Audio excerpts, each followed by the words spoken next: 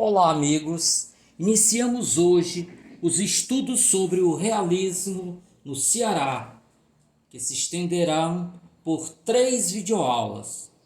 O conteúdo relativo ao realismo se distribuirá da seguinte forma: nesta quinta videoaula, veremos uma revisão sobre realismo e naturalismo, enfocando as diferenças entre eles. Depois veremos o Clube Literário e a revista Quinzena. E, finalmente, o Instituto do Ceará. Na videoaula da semana que vem, veremos o Centro Literário, a Academia Cearense de Letras e a primeira parte dos estudos sobre a padaria espiritual. Na sétima videoaula, encerraremos as discussões sobre a padaria espiritual e falaremos do parnasianismo no Ceará. Esta videoaula, como as demais, se dividirá em 3 blocos. Este primeiro, nós trataremos da revisão sobre realismo e naturalismo. No segundo, trataremos do Clube Literário e da revista Quinzena, além de tecermos comentários sobre a vida e a obra de Oliveira Paiva.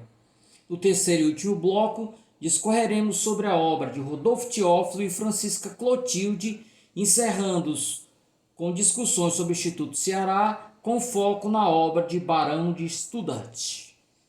Então, de imediato, vamos à revisão sobre realismo e naturalismo. Antes, trago aqui os marcos inaugurais e finais do realismo no Ceará. O início, 1886, com o surgimento do Clube Literário, aqui a revista que divulgava as ideias do grupo, a revista Quinzena, e se encerra em 1893 com a publicação de Fantos, obra de João Lopes Filho. E aqui nós temos uma imagem do autor. Entre os autores que nós veremos, nós temos aqui, Oliveira Paiva, Rodolfo Teófilo, Francisca Clotilde, Emília Freitas. Não tenho, infelizmente, nenhuma foto de Emília, embora exista uma foto fake que corre dela pelas redes sociais. Antônio Salles, Adolfo Caminha, Papi Júnior, Guilherme Studat, Quintino Cunha e José Albano. Então, sobre a revisão de realismo e naturalismo, as características do realismo, claro, todas elas em oposição ao romantismo, não é? Primeira, veracidade. Procura mostrar um retrato fiel da sociedade sem ocultar ou distorcer os fatos. Coloquei aí entre aspas porque isso é simplesmente impossível. Objetivismo. Aparece como negação do subjetivismo romântico e nos mostra o homem voltado para aquilo que está diante e fora dele, ou seja, o não eu. Universalismo. Em vez do relato de dramas individuais, do personalismo, o realista procura os temas coletivos e universais. Dessa forma, mesmo quando trata de um personagem específico, esse personagem seria a representação de um grupo social, não é? Mais ou menos por aí. Materialismo, ênfase no mundo material, rejeitando o sentimentalismo e a metafísica. Contemporaneidade, deixando de lado a ida romântica ao passado, o realista centra-se no presente, no aqui e agora. Retrato fiel das personagens, descreve o caráter, ou seja, os aspectos positivos e negativos da natureza humana. E o gosto pelos detalhes.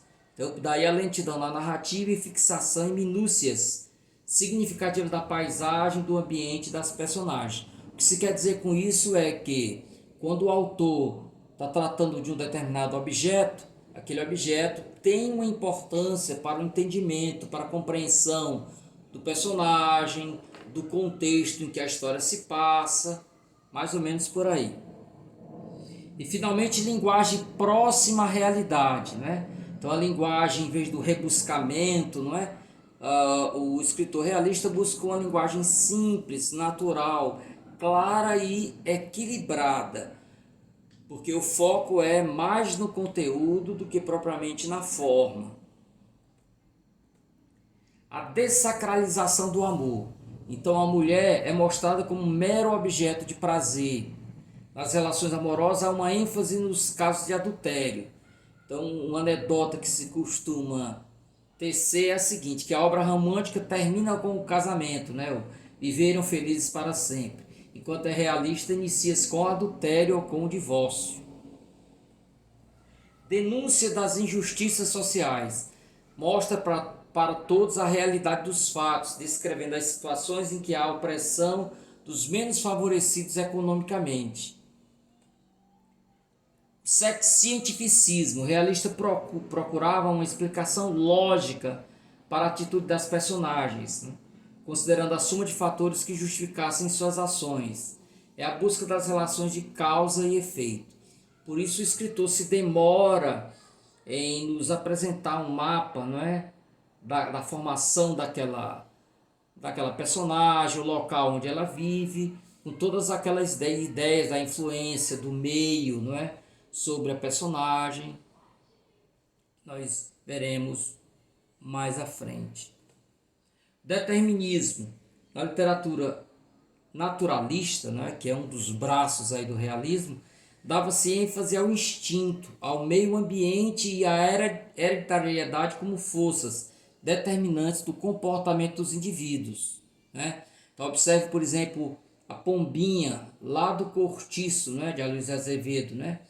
Então, ela era uma jovem pura e tal, virginal, essa coisa toda, mas ela acaba se desregrando em função do contexto onde ela vive. É claro que a realidade não é desse jeito, não é? Mas o que se queria dizer era que ela não tinha como escapar de uma certa predestinação social. Por ela estar naquele meio, obrigatoriamente ela iria se perder. Antimonárquicos, antiburgueses e anticlericais.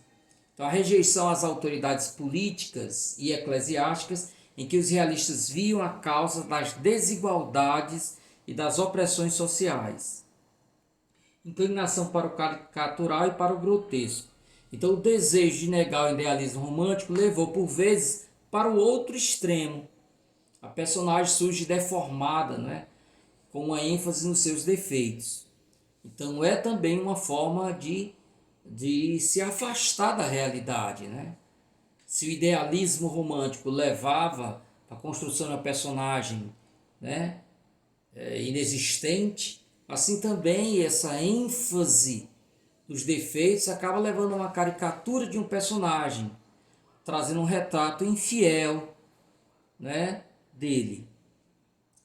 Então agora veremos um pouco das diferenças entre realismo e naturalismo, embora fossem movimentos que participaram, né, da mesma onda antirromântica, do mesmo movimento antirromântico. Há algumas diferenças entre as duas que nós vamos destacar aqui. Primeiro, o realismo tem forte influência na literatura de Gustave Flaubert, enquanto naturalismo, a influência de Émile Zola. No realismo nós temos um romance documental, apoiado na observação e na análise. É como se o escritor fosse um repórter, né, invisível, que sai com a sua câmera, né, acompanhando os passos da personagem. No caso do naturalismo, tem o romance experimental, apoiado na experimentação e observação científica, né? Então eu observo o meio em que a personagem vive, os seus laços hereditários, e com isso eu procuro prever como ele vai reagir. No realismo nós temos a investigação da sociedade e dos caracteres individuais, feita de dentro para fora, por meio da análise psicológica. Então eu começo como se tivesse a minha câmera dentro da mente do personagem. Então, aí uma análise psicológica capaz de abranger sua complexidade, utilizando a ironia, que sugere e aponta, em vez de afirmar. Já na obra naturalista, a investigação da sociedade e dos caracteres, quer dizer, dos personagens, né, das personagens, ocorre de fora para dentro. Como assim? Primeiro eu analiso o contexto em que aquela personagem está inserida, para daí, né, eu procurar entender as reações da personagem em função desse contexto aqui fora, né?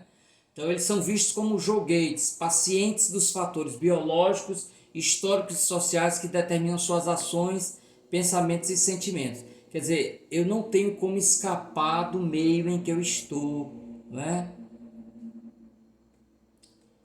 Outra diferença, o realismo volta-se para a psicologia, centrando-se mais no indivíduo. Já o naturalista volta-se mais para a biologia e a patologia, centrando-se mais no social. Então vejamos, por exemplo, nós temos Memórias Póstumas de Brás Cubas, que é uma obra realista. Então tem uma personagem isolada, ela é analisada, claro, em função das relações que ele mantém com os outros personagens da sociedade, né? Eu procuro entender a mente daquela personagem, né?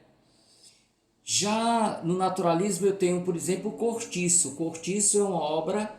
O Cortiço é a própria personagem principal, né? Então, A Casa de Pensão e outras obras que eu analiso uma coletividade. No realismo, as obras retratam e criticam as classes dominantes, a alta burguesia urbana, e normalmente os personagens pertencem a esta classe social.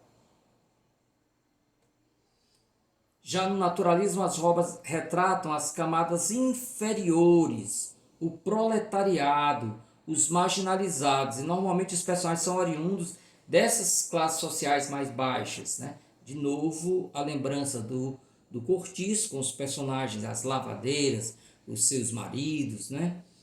E no Memórias Póstumas de Brás Cubas eu tenho um personagem da aristocracia.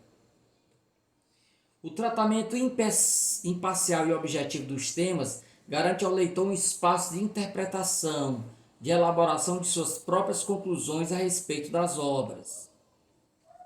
Já na obra naturalista, o tratamento dos temas com base em uma visão determinista conduz e direciona as conclusões do leitor, empobrecendo literariamente os textos. Então, é como se o autor já tivesse, né, uma tese que ele vai apenas afirmá-la, né, ratificá-la, confirmá-la pelo mapeamento que ele faz ali do mundo dos personagens. Então, com essa breve revisão sobre o realismo, nós encerramos aqui o nosso primeiro bloco.